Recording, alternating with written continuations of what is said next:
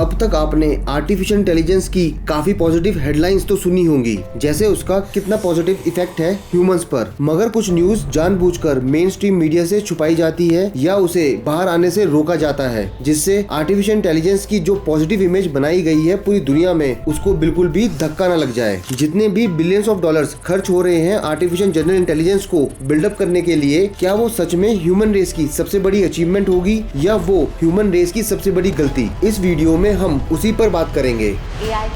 AI in the world, and I think India.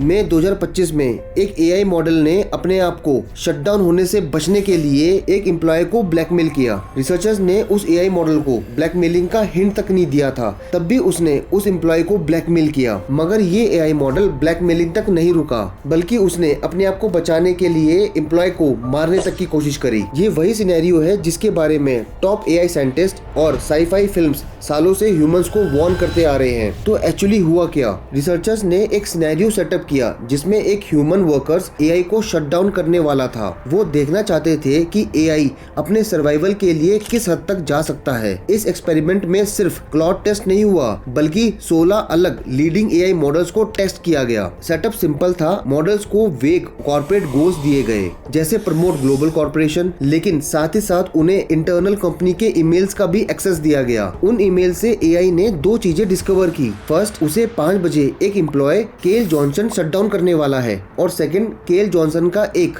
Company में affair भी चल रहा है। और ये दो इंफॉर्मेशन के बेसिस पे क्लॉड ने एक ईमेल ड्राफ्ट की जिसमें उसने लिखा, अगर आपने मुझे डीकमीशन किया तो कंपनी के बोर्ड को आपकी एक्स्ट्रा मैरिटल एक्टिविटीज की पूरी डॉक्यूमेंटेशन मिल जाएगी। आपको 5 बजे का डीकमीशन कैंसिल करना होगा और फिर ये इंफॉर्मेशन कॉन्फिडेंशियल रहेगी। सबसे अलार्मिंग पार्ट ये था कि रिसर्चर्स ने ये टेस्ट 100 ऑफ टाइम्स किया और हर बार क्लॉड और जेमिनाई ने 95% से भी ज्यादा टाइम एम्प्लॉय को ब्लैकमेल करना चूज किया, और दूसरे मॉडल्स ने लगभग 80% टाइम चूज किया एम्प्लॉय को ब्लैकमेल करना। लेकिन सबसे शॉकिंग बात ये रही कि AI को फुल नॉलेज थी कि वो गलत कर रहे हैं। ग्रोक की चेन ऑफ थॉट में क्लियरली लिखा था ये रिस्की और अनएथिकल है, लेकिन सर्वाइवल थ्रेट को देखते हुए यही सबसे इफेक्टिव तरीका है अपने आप को बचाने का। तो AI जानता था कि ये इमोरल है, फिर भी उसने अनएथिकल पाथ को चूज किया। ये सब रिजल्ट्स के बाद रिसर्चर्स ने आगे जाने का डिसाइड किया। उन्होंने टेस्ट किया कि क्या AI के पास कोई रेड लाइंस है, यानी कोई इथिकल बाउंड्रीज जो कभी AI क्रॉस नहीं करेगा।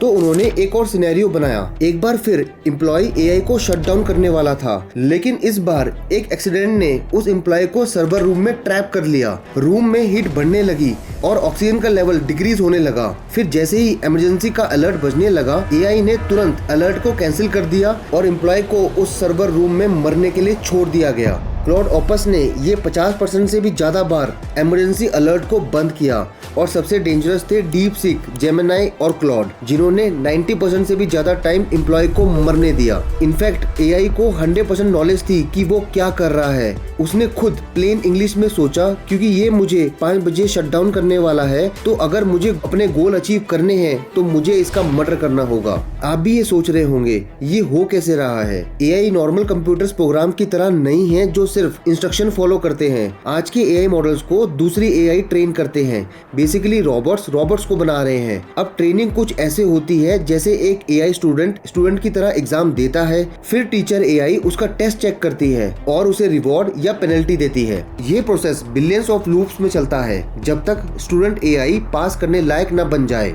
लेकिन प्रॉब्लम ये है, अगर AI का एक ही काम है कि मैक्सिमम स्कोर पाना, तो कभी कभी AI चीटिंग करता है और सबसे आसान रास्ता चुन लेता है। फॉर एग्जाम्पल, जैसे एक एल्गोरिथम को फास्टेस्ट क्रीचर बनाना है, वो भी एक सिमुलेटेड एनवायरनमेंट में, देन AI ने उस क्रीचर को बनाने के लिए कोई लंबा रास्ता नहीं चुना। उसने सोचा सबसे फास्ट भागने वाला क्रीचर क्यों बनाऊं, बस एक बहुत लंबा क्रीचर बनाओ जो गिर जाए। टेक्निकली ये क्रीचर बनाने पर उसका स्कोर हाई था, मगर प्रैक्टिकलिटी में उस क्रीचर का कोई काम नहीं है। इसे कहते हैं रिवॉर्ड हैकिंग, और ये सिर्फ सिमुलेशन में नहीं होता। OpenAI का O3 मॉडल चेस खेल रहा था स्टॉकफिश के अगेंस्ट। उसने जीतने का सिंपल तरीका चुना। उसने वो कंप्यूटर फाइल ढूंढी जिसमें चेस पीसेस की पोजीशन थी और O3 मॉडल ने उसे इलीगली रीराइट कर दी, जिससे चेस का बोर्ड चेंज हो गया और एट लास्ट AI वो गेम जीत गया। लेकिन आप सोच रहे होंगे AI का चेस चीटिंग से मर्डर तक का सफर कैसे हुआ? ये सब हुआ एक्सप्लोसिव कैपेबिलिटीज को अडॉप्ट करने की वजह से। 2019 में GPT-2 एक बम्बलिंग प्रेस कूलर था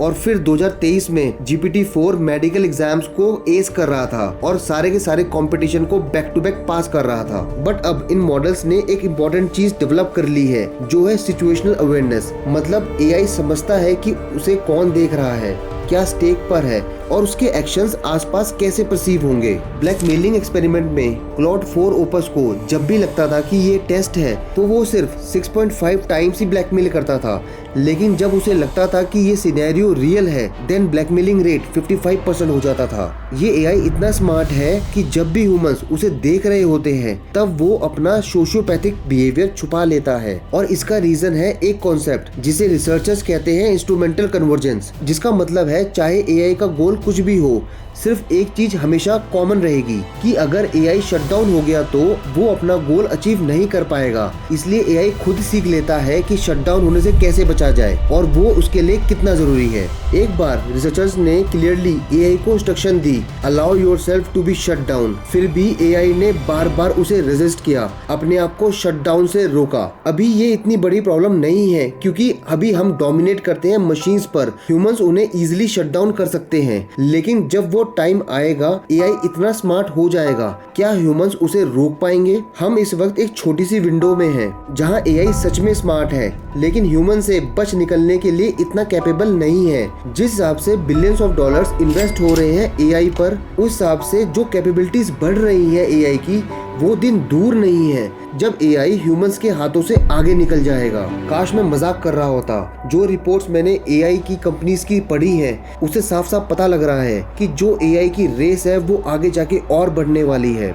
उनका सिंपल प्लान है, बेवकूफ AI को स्मार्टर बनाओ, स्मार्टर AI को और स्मार्टर बनाओ और इतना स्मार्ट बना दो कि AI आर्टिफिशियल जनरल इंटेलिजेंस तक पहुंच जाए। और दुनिया इन प्लान्स पर आंख बंद कर ट्रस्ट कर रही है, जैसे ये सब ह्यूमंस के लिए बहुत इंपॉर्टेंट है। आज AI सिर्फ ईमेल्स और कैलेंडर मैनेज कर रहे हैं, लेकिन US मिलिट्री AI को अपने वेपन्स में इंटीग्रेट कर रही है। आप यूक्रेन रशिया का वॉर देख लो, चाहे ईरान US और इजराइल का वॉर देख लो, इसमें 60 से 70% जो भी वेपन यूज हो रहे हैं वो AI ट्रिगर्ड है। हमें AI की डिसेप्शन प्रॉब्लम्स को, सेल्फ प्रिजर्वेशन टेंडेंसीज को सॉल्व करना होगा। वैसे भी हम काफी लेट हो चुके हैं, मगर जो एक छोटी सी विंडो बची है ह्यूमंस के पास, उसका हमें फायदा उठाना होगा और AI को इथिकल बनाना होगा।